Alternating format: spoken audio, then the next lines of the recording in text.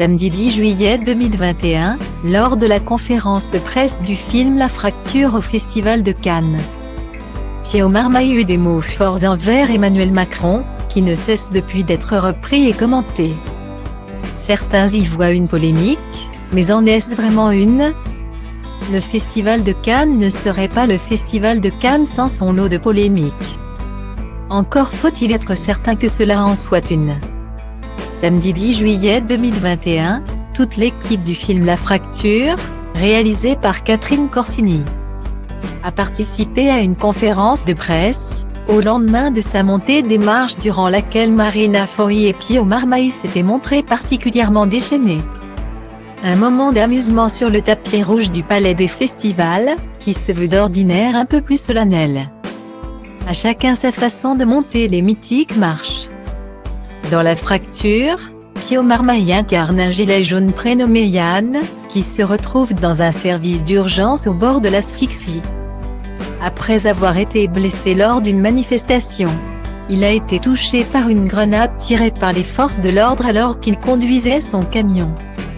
Il y rencontre Raph, Valeria Bruni-Tedeschi, et Julie, Marina Foï, un couple au bord de la rupture.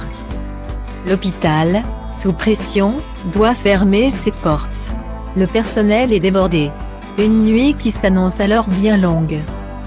Lors de la conférence de presse, l'équipe de La Fracture a été questionnée par une journaliste de Brut qui leur a posé la question suivante, à partir de la 29e minute dans la vidéo figurant notre diaporama, Pio.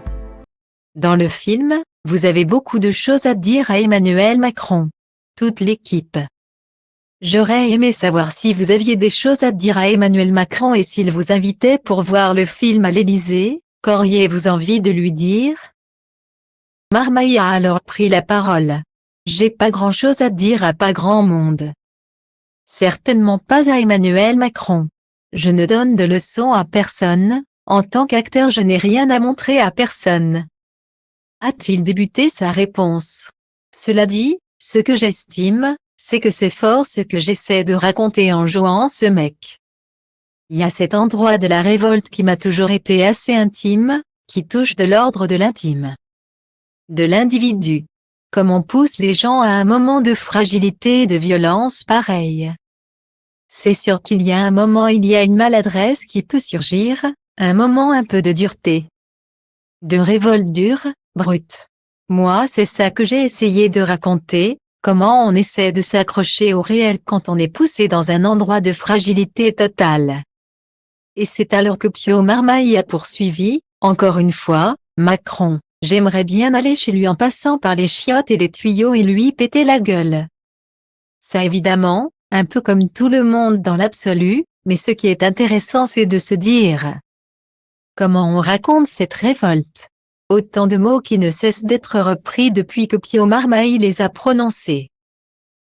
Polémique aurait été déclenchée, et sur laquelle Christophe Castaner, ancien ministre de l'Intérieur, a réagi sur Twitter.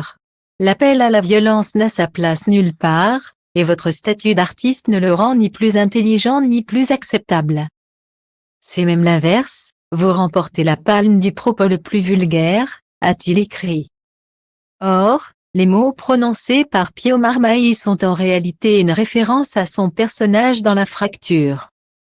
Dans le film, son personnage explique à une autre patiente se trouvant comme lui à l'hôpital le but de la manifestation à laquelle il participait, et où il a été blessé. À la fin de sa réponse, l'acteur de 36 ans également à l'affiche de Comment je suis devenu super-héros sur Netflix, a conclu sur le sujet en disant, si j'avais Macron en face de moi, je lui dirais, merde mon pote, qu'est-ce qui se passe là? Mais qu'est-ce qui est en train de se passer mais malheureusement il n'est pas là. Guillemets.